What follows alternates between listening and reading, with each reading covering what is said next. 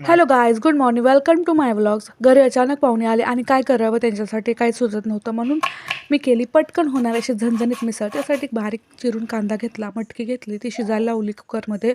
त्याच्यामध्ये पाव चमचा हळद आणि मीठ टाकून 2 शिट्ट्या दिल्या कुकरला.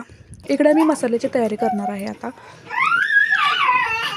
इकडं मटकी शिजेपर्यंत आपण मसाल्यासाठी घेणार आहोत पांढरे तीळ, मेथीदाणे, खसखस, ओवा आणि जिरे, कांदा आणि सुकं खोबरं.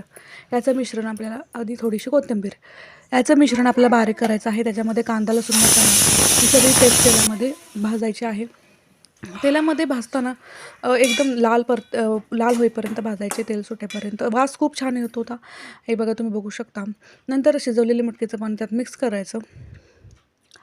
नंतर तुम्ही कट वेगळा करू शकता, पण मी एकत्रच केलं.